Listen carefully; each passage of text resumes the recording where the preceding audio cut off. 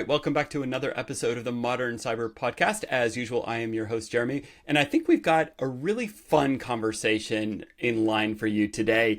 Just based on what we were chatting about in kind of the pre-show warm-up here, I am delighted to be joined today by somebody who has a little bit of a controversial view as to how to think about things, but it is a view that I think has a ton of merit to it, and we will get into that and many other things in today's conversation. I'm delighted to be joined today by Richard Hollis. And Richard is the founder and chief executive of Risk Crew. Risk Crew is a unique London-based consultancy specializing in cybersecurity risk management, ethical hacking, and user awareness training.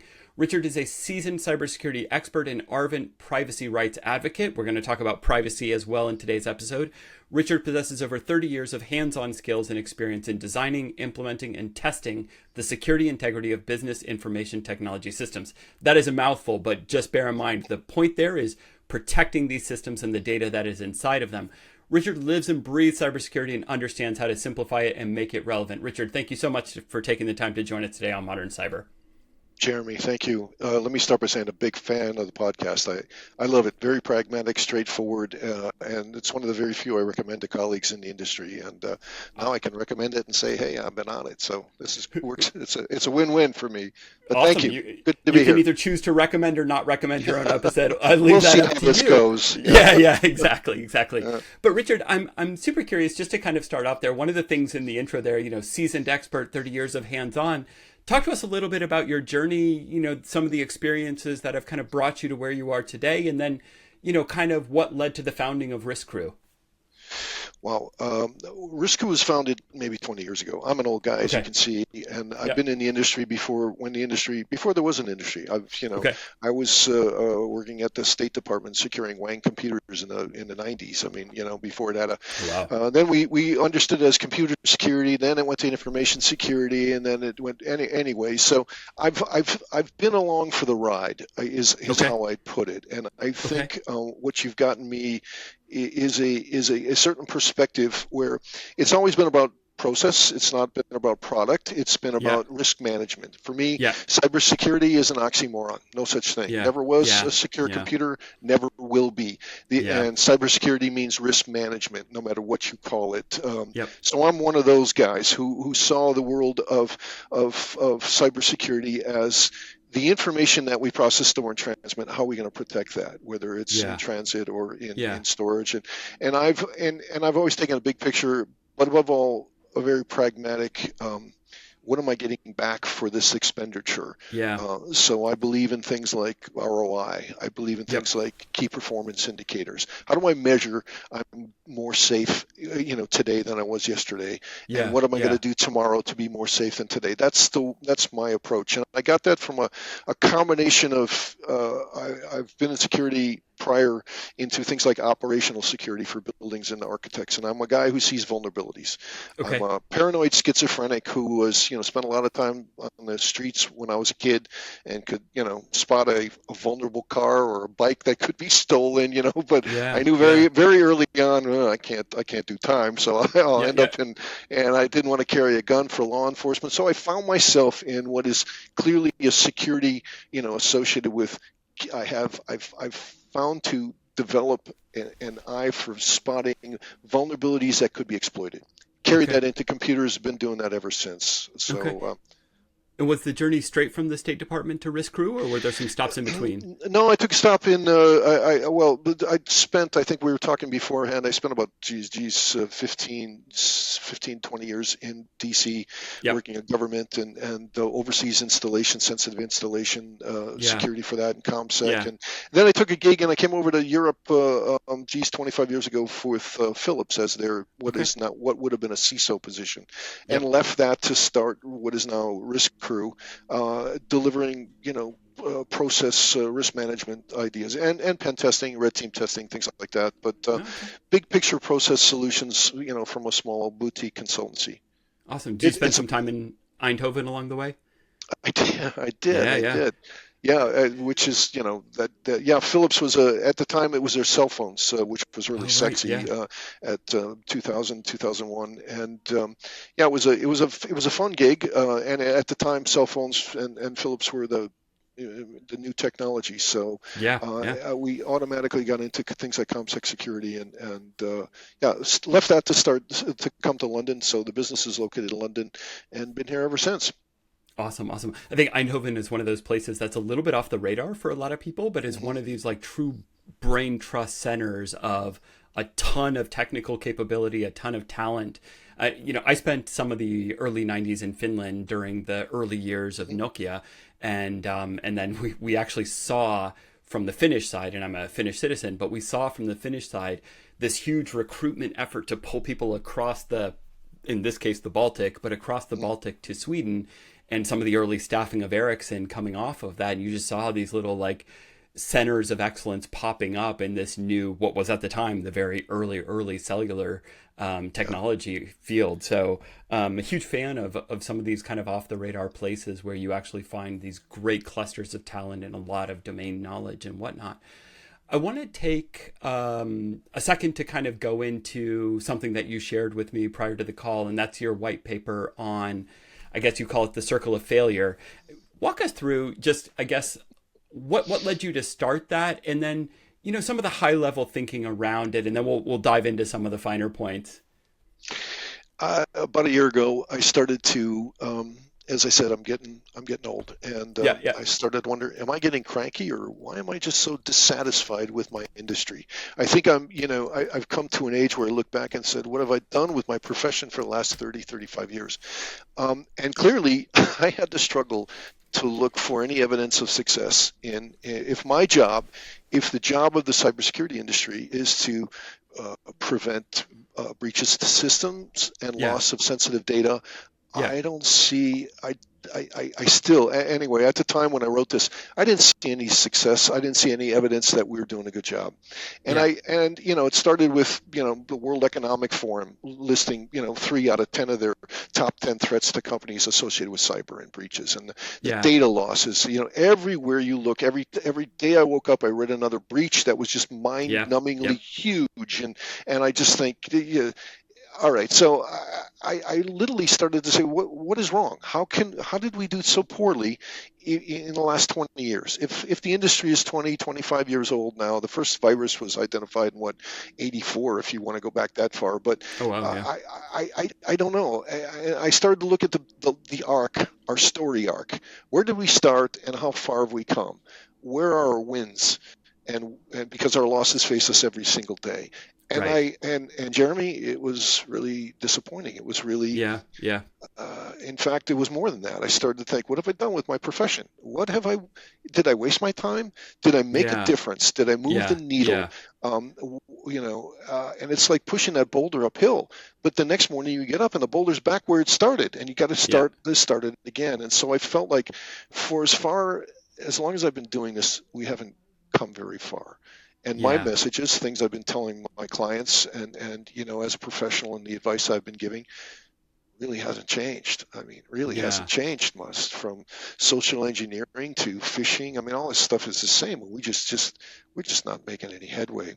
Anyway, yeah, so I came up with this thing, and I started to look at all these, at the 5 elements, whether it's product vendors or managed security service providers, or businesses yeah, and buyers and consumers, and looked at all the elements that make up our industry. And I thought, no, I don't think we're really designed to be successful.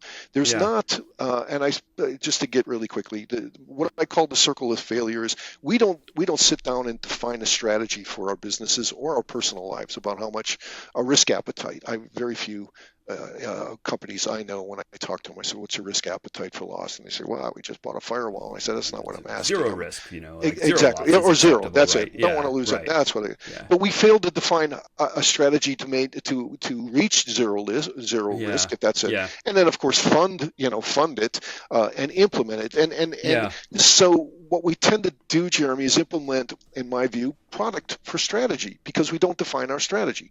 Guys like me, we went off to the Himalayas to learn the secret of the code, and it was, there were 3 attack vectors: people, process, and technology. Okay. We can and with those three attack surfaces, vectors to our systems, our information, through our people, through our process, or through our technology, we don't come up with a strategy where we equally address all three of those vectors. And what Right. do? We all tend to buy a product and implement product instead of a strategy. So we use And technology to kind of band-aid over the other that's it. areas. That's it, Yeah. because we were told secure internet equals a firewall. Then they went, Yep. oh, Yep. no, we were sold from firewall marketing vendors who said secure Yeah. Yeah. internet Yeah. equals firewall. Then oh, geez, wait a minute. Then we got viruses. Well, then you need antivirus solution. Well, then you need this. Then you need that. And there was always, every year we had a new product because that was facing a threat from the year before and the year before that. Anyway, Yeah. but we've consistently neglected our people and our process.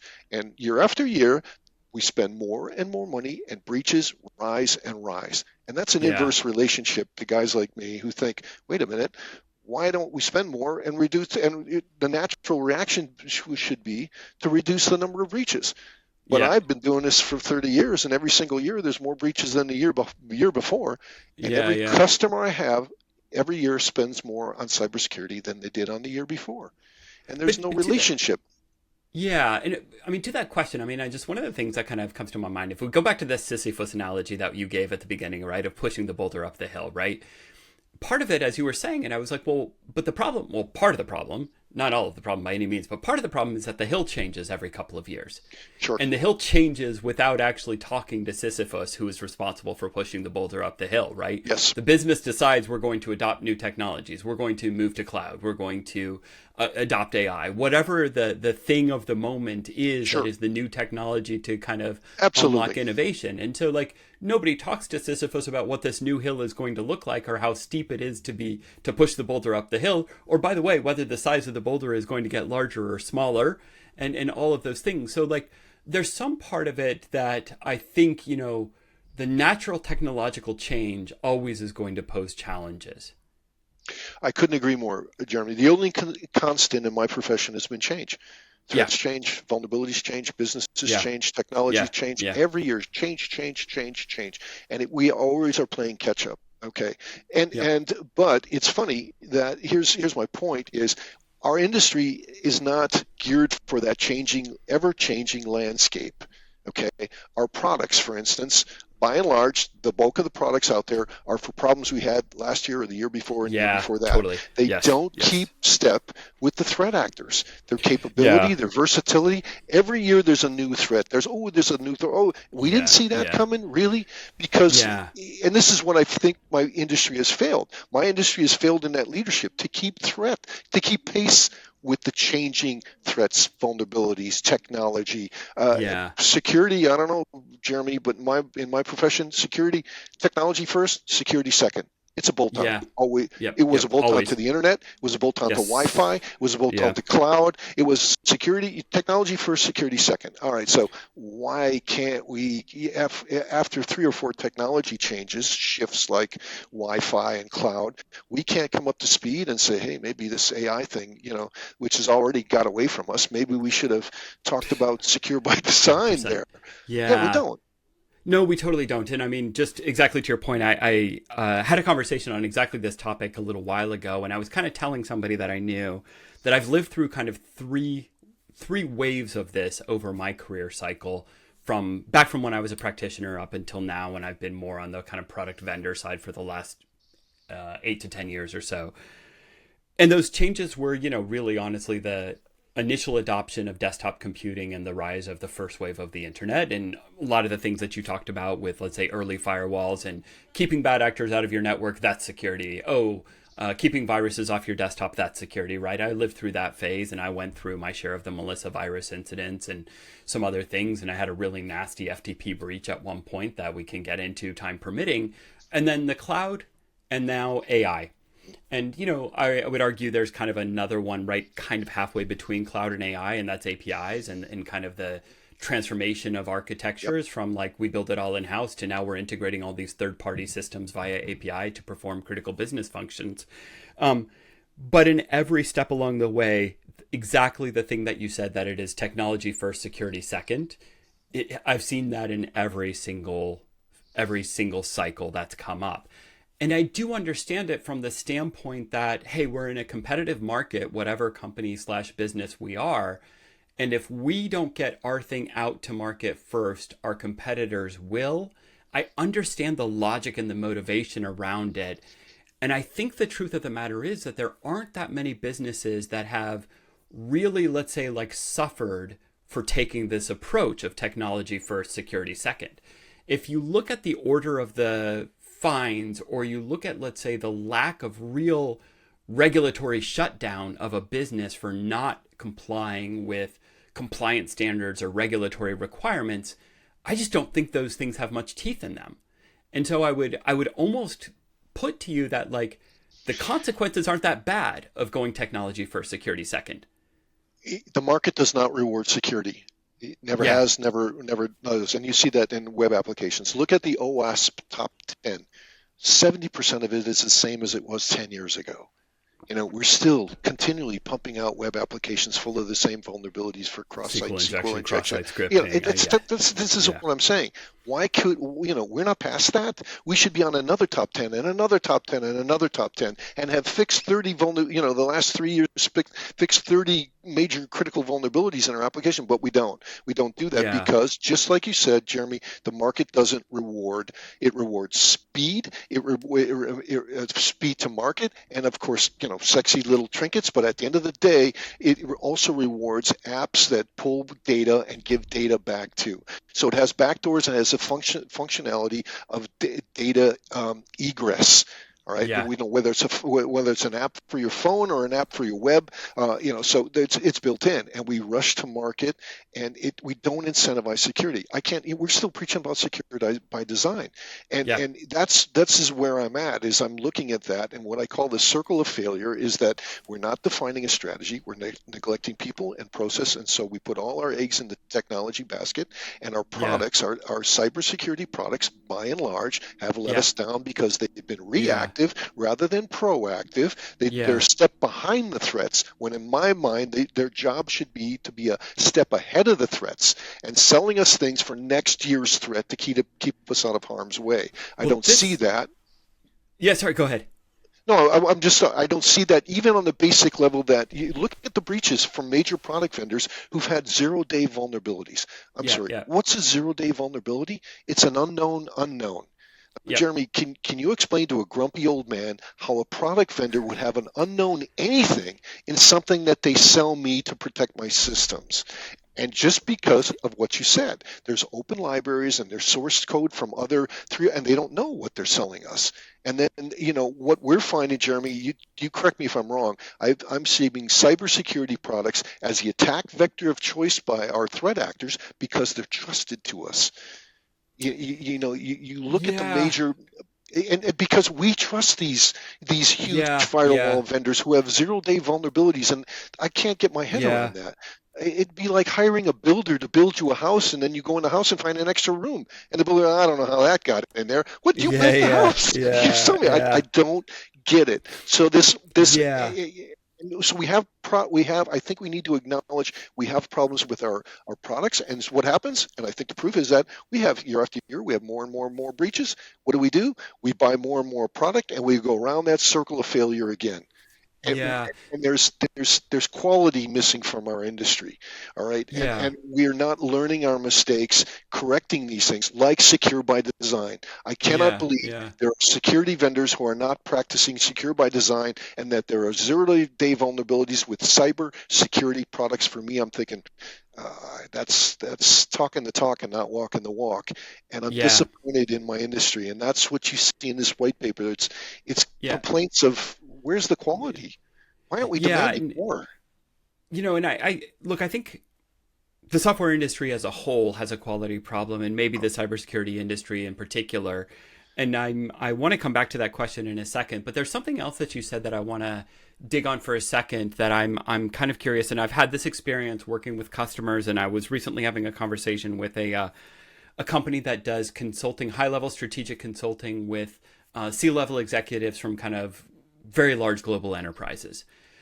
And one of the things we were talking about relative to cybersecurity was, why are they struggling with this kind of new wave of technology security platforms? So take cloud security, take AI security, take whatever. And one of the things that we kind of figured out in talking it out over a little while was that part of the problem from the customer side in that scenario is that they have these annual budget cycles. And so they don't buy a product to fix a problem until they've already had that problem for a little while. That's Why? Because they need some kind of justification for the funding for the initiative. And so they'll, here we sit in 2024. So they'll be like, oh, well, what kind of things have we struggled with today? Well, okay, well, we struggled with, I don't know, let's just say cloud as an example. We struggled with cloud this year. So let's create budget or let's request budget for 2025 to then like buy a cloud security solution. And then they get to 2025 and they go through the selection process. And because they're a large enterprise, that takes them the better part of 9 months. And so they get towards the end of 2025 before they even buy a solution. And then they're really implementing it in 2026. Meanwhile, in 2026, I don't know, the price of GPUs has come down so dramatically that they've decided to move back on-prem for all their AI workloads. And this cloud security thing is no longer relevant for them. Or who knows, like the nature of AI systems at the time is so different that the cloud security solution they bought is no longer appropriate.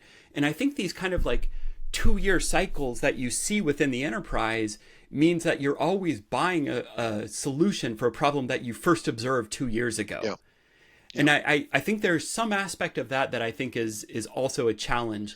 But there's one other part of it that's really struck with me, which is that you mentioned kind of, let's say, like success criteria. And I've had this experience in working with a number of enterprises where success criteria is designed for the proof of concept phase. It's like, oh, we're going to buy a cloud security solution. What are our test cases for this cloud security solution? And it's like, well, we're going to sample 10 accounts. And we're going to look for like bad security group rules and misconfigurations and over-provisioned IAM across these 10 accounts. And that's going to be the success criteria for picking which tool we buy. But then nobody thinks about what's the success criteria 1 year down the road. Yes. What kind of positive return should we be getting from this product after 1 year of like implementation live within our environment? And I don't mean to point the finger at customers, but I just think that like a lot of organizations are stuck in these cycles where this is the behavior that they exhibit. I'm curious, like, do either of those things resonate with you in your experience? They do. Absolutely, Jeremy. I'm nodding my head this whole time saying, you're absolutely right. A CISO's got a budget, his next year budget, so he's going to put budgets against what his current problem is. And by the time he gets the money, purchases, beta's the solution, rolls it out, trains the people on it. That was last year's problem. And there's always a new threat. I absolutely, as buyers, I think that's a buyer ignorance. You're putting nuts away for when nuts aren't going to be enough. You need to. So I think that's a certain educational awareness where the leadership could be fixed with vendors taking the leadership and say, I know what you're looking at now, but coming down the pike, this is going to be a big threat. Whether it's ransomware or anything else. We're always surprised by some sort of, hey, didn't see that coming. I'm sorry. What is ransomware? It's malware. Do you know anybody who doesn't use 2 to 10 different anti-malware and hasn't been using it for the past decade? And plus, we get a malware problem. Yeah. So one of the things you said there, though, really sticks with me, which is around vendors taking the lead on helping customers understand the success criteria. I mean, after all, if a vendor is designing a solution to a particular problem, they should know what that problem is. And they should know, kind of what benefits a customer could reasonably expect to get out of their platform, right? Absolutely, Jeremy. And this is what I advise my customers to do, especially things like managed security services, where you're looking at a SIM or, for an incident notification. What is an incident? The definition of should be defined by the customer and made real by the vendor who's selling that. And that's a big gap in managed security services that I don't see. The vendor's definition of a incident matches the buyer's definition, the customer's definition of what they need to see on their network. But yes, that's exactly it. And then base the ROIs on that. But more or less, what I see is And you're right. It's a disconnect between buyer and seller, that the buyer doesn't really know what they want until they see it. Right.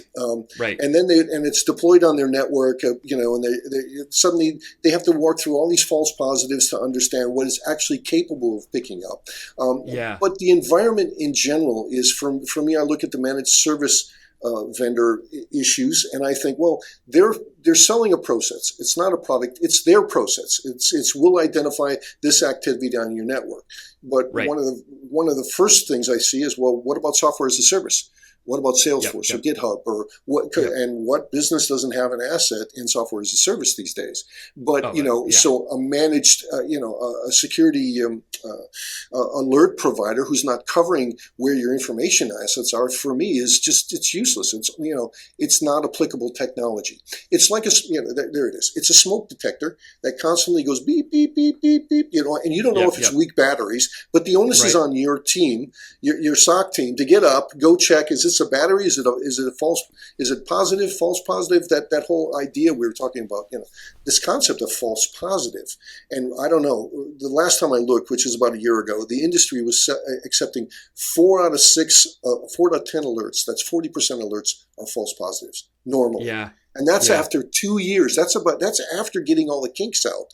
And when you initially implement it, it's up to 60-70% false positives. Then there's a lot of tweaking and get it right and get it humming. Get that carburetor so it is picking up. But at best, it picks up 60% are real alerts. 40% are still false positives. And to me, that's an overwhelming frustration with anybody sitting behind a SOC who's got to get off and go check it out. And when you're wrong, Jeremy, this is my grumpy old man coming back out. When you're wrong 6 out of 10 times, maybe, just maybe, you're not ready for market. Your tool isn't fit for purpose. Yeah. And so what happens is what all my customers, they stop investigating.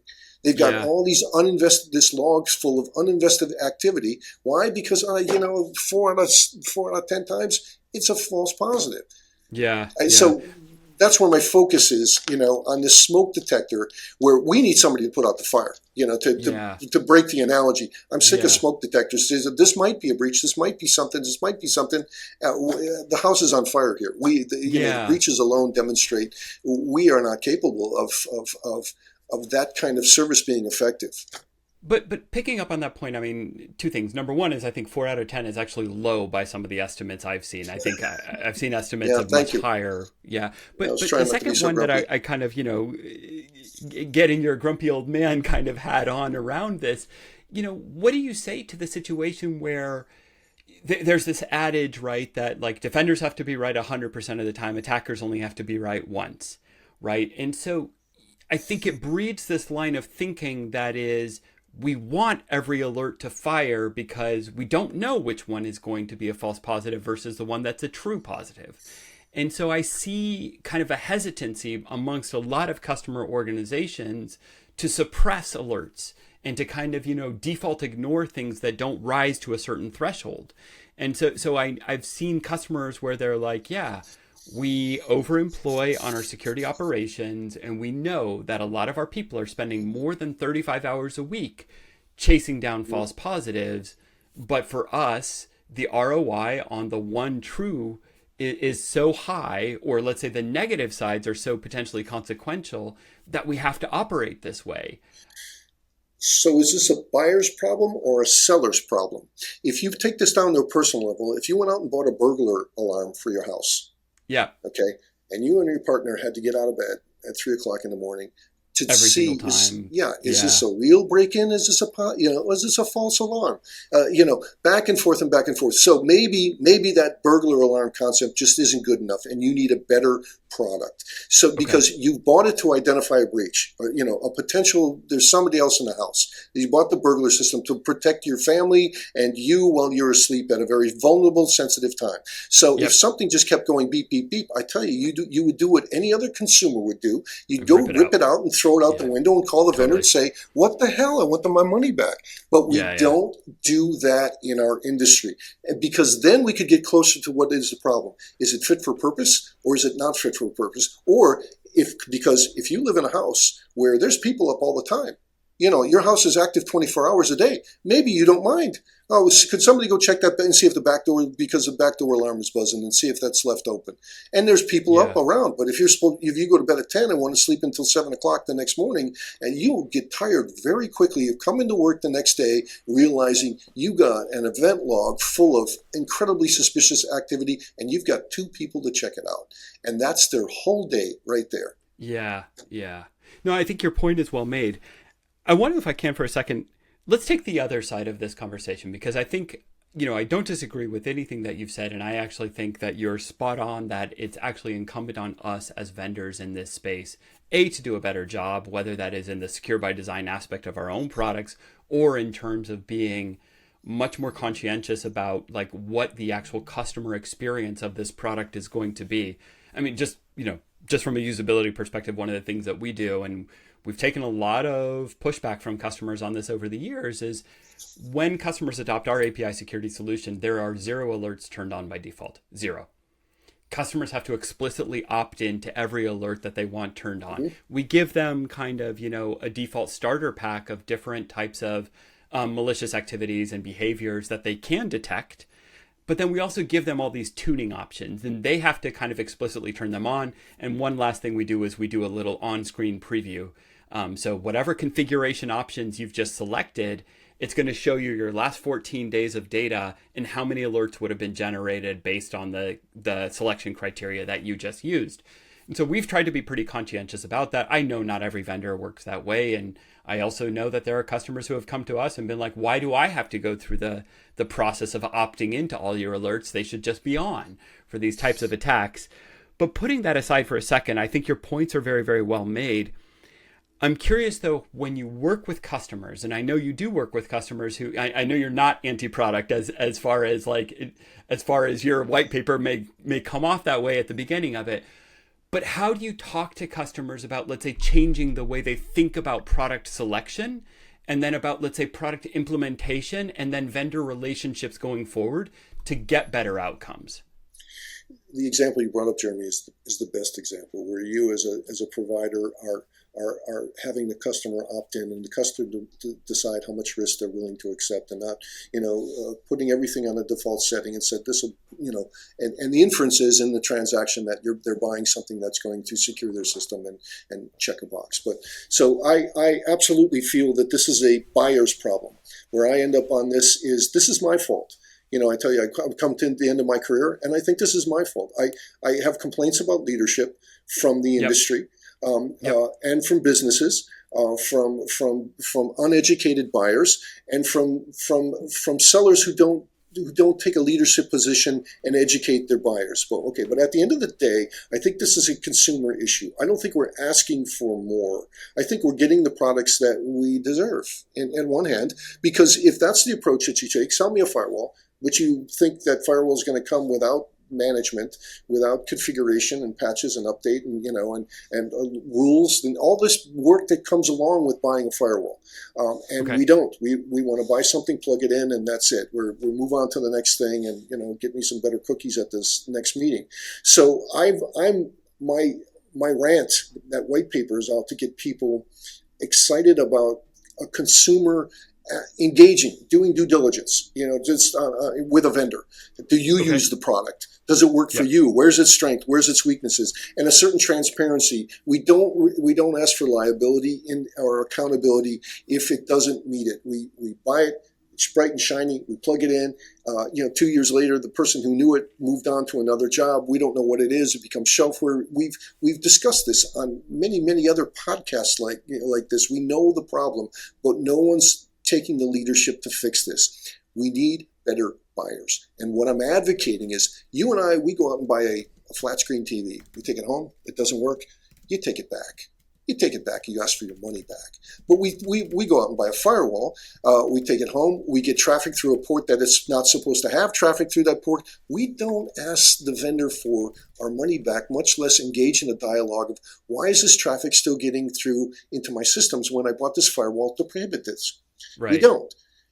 We go out and start looking at other firewalls, but we have I've got a brother. I won't eat dinner with him because he'll order a glass of Coca-Cola and he'll come to the table and he'll have too much ice and he'll send it back. and then it'll come back and it's got too little, and it sends it back. I mean, he's such a finicky consumer on every other aspect. He demands quality in every other aspect of every other purchase that he buys. But we, as consumers in the cybersecurity industry, I think we're getting the products that are not fit for purpose because we're not asking for more. I think if we just started asking for more, just like the conversation you brought up is, why is this coming to me on a default? Why don't I have to opt in rather than, that to me makes all the difference in the world. That's a completely different approach between a buyer and a seller. No, you set the settings. And, my product will work on these settings, but you need to determine what's the right settings for your business. And they've got to put some skin in the game, like a consumer would. Yeah. It's the same as, a guy my age looks at Ralph Nader in the States, without Ralph Nader, we wouldn't have seatbelts in our cars. Right. When I was a kid growing up, they could not get Detroit to put a little canvas seatbelt with a buckle on there for a couple bucks. And we were having accidents at 20 miles an hour. People are going through the windshield. You do not get in a car these days, without, safety, airbags and anti-lock brakes and shatterproof glass and, harnesses. And my God, but that all came from, getting Detroit to recognize maybe we can sell cars, that people don't die in as a value add, And I think that's what we need. Finally, the consumers said, there's enough people flying through windshields at 20 miles an hour. And clearly the analogy here works, because you look at the breach statistics and you think, well, how much do we have to lose to prove that, we're all taking a beating here? We need, this is where legislation usually steps in, like the airline industry or the safety, the fire and life safety. It's the same thing. We can't, protecting our offices from fires and protecting our systems from breaches. Well, along those lines, I mean, there was a point in your white paper that kind of like caught my eye, and I didn't know how to think about it at the time. And granted, I read it kind of quickly, but it was exactly along the line of regulatory oversight. And I think the headline that you used, if I remember right, was that basically the regulatory response is a response to the failure of our industry to protect data to start with. And I kind of understand what you're saying. It's like, hey, GDPR is there because we've had so many privacy breaches, right? And we've had so much misuse of data. And so we've had so many records breached and exposed and lost and so on. But by the same token, along the lines of thinking about seatbelts, a regulator had to step in and mandate that for automobiles, and we're all the better for it. So like, how do you see that balance between like, we could have done better, we didn't, cat's out of the bag. I don't think we as an industry are going to get to a point where we're actually like completely protecting records, because as we've discussed, the technology will keep changing, right? But maybe the regulatory oversight has a place for us. Like, how do you think about that balance? I think what came to me in my lifetime first was Ralph Nader first, regulation second, safety regulation second. He screamed to Congress. There was a consumer when I was a kid. I learned to drive in a car that had no seatbelt. And then regulation came around to mandate the use of that seatbelt. But to get a car out, you get it with a bucket seat, and the seatbelt's pushed down into the bucket. You don't see it. You get out of sight, out of mind. But what there had to be was a effort to educate the consumer, the buyers of cars, that you need these seatbelts and to protect your family. You need these seatbelts or your children can, go through the windshield at 20 miles an hour. And then getting people, just like with electroshock, you got to train them. You get pulled over, you're not wearing a seatbelt. Hey, that's against the law. The law came after the awareness that, that we had to start putting safety features in cars. And then we had to start telling people, no, you have to use them. You cannot drive down the street you put other people in danger if you don't have a seatbelt on. That's the progression. Yeah. So getting back to the analogy of cybersecurity, I don't see that. I see regulation as a sign that we have failed. When a government has to step in and start telling you how to protect personal sensitive data, maybe that's because businesses and we as consumers have failed to get upset that all these people are losing our medical records and our tax records and our social security numbers. And where's the consumer? We don't seem to care. Yeah. Until we get our credit report and somebody else has stolen our identity, and then oh geez, and then your credit card may or may not reimburse you, but you're chasing a bad credit record. But that kind of consumer sensitivity, when I tell you, when PCI for me was the first indicator. When legislation and regulation comes along to tell you how to protect your systems, that's clearly because you're not doing it yourself. Yeah, I mean, this is such a great point. I think, like, especially this aspect of, if I think about all the breaches that my own data has been involved in, the response every single time is identity monitoring services. Yep. Identity monitoring services. There's no financial penalty to the organizations involved, and in fact, they're like, I can't think of a single other thing that has ever happened in response. And to your point, like, we as consumers are not demanding change, and that's on the consumer side. On the B2B side, I do think that there is an aspect where, as you say, customers should be demanding more from their vendors, and I totally get that.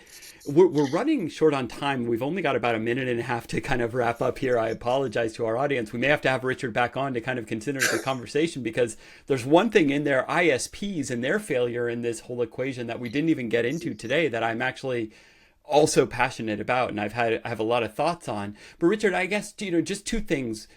First, any quick closing thoughts for today's conversation? And second, for people who want to learn more about either Risk Crew, some of the work that you do, find this white paper, what's the best resources and the best place for them to go check out? Thanks for that, Jeremy. So it's riskcrew.com. The paper's on there. You can find it on the landing page where to find the paper. And it's a 20-page white paper. But if you would, I'd like to, it's not all doom and gloom. In the paper, yeah. I end the paper with things that you and I can do to affect change in our industry if you buy the premises in the paper. But I do want to, we've been talking about vendors, and I do want to say one last thing is, for me, one of the biggest failures is the businesses. Okay, I mentioned not calculating ROI, not establishing KPIs for the things they buy. But at the end of the day, I'm shocked. I'm really shocked of how we don't understand. This is not a game. This is not protecting ones and zeros. This is about protecting data about people's lives. Yeah. And I see that in businesses. They see it as their clients' data. They don't understand that there's people's grandmothers and grandfathers and children's, and it's somebody else's medical records, and it's not. We have this cognitive dissonance, in thinking it's ones and zeros. It's a database, and it's not. I think we have completely sidestepped in our industry. Because it's virtual data, and we don't understand that those ones and zeros are somebody's health records, or medical records, or credit records, or the religious beliefs, or this is very sensitive data that we're losing, and we just don't seem to take that very seriously at all. Until it touches you, until it happens to you, and then or your wife or kids or grandmother, God forbid. But we are just getting farther and farther away from the real meaning of this data. Is data about people's lives. I don't care how innocuous. I don't care if it's where they buy their hair conditioner, or what blood type they are, or if they're HIV positive, or if they're Christian or Muslim, or what sexual preference. We we don't understand how sensitive this data can be, and that, for me, is the biggest failure in my circle of failure, is how businesses seem to have sidestepped this, and that's somebody else's data. And I'll take the fine. I'll take the fine for DPA, noncompliance, GDPR, and that on a personal level has really disappointed me. Anyway, that sounds kind of negative, but I do feel that we have this disconnect, and because it's not our data at the end of the day. But I think taking it as a call to action to anybody in our audience who is listening to this right now, whether it's you as a consumer and kind of demanding better protection for your data from the organizations that you interact with, or if you're in the vendor community, put some thought into how you can do better, both in the secure by design nature of your own products, but then really in particular, one thing that really hit home with me is, what is the result that your customers are getting? What are the tangible benefits? What is the risk reduction that your customers are getting from the use of your product over time? And what is the role that you and your organization can play in helping them get there? That in particular hit home for me from this conversation today, Richard. And from the white paper, we will have a link to Risk Crew on our website from the show notes of today's conversation. Richard, thank you so much for taking the time to join us today on Modern Cyber. I've really enjoyed the conversation. Same here, Jeremy. Thanks for having me. It was a pleasure. Awesome. We'll talk to you next time. Bye-bye.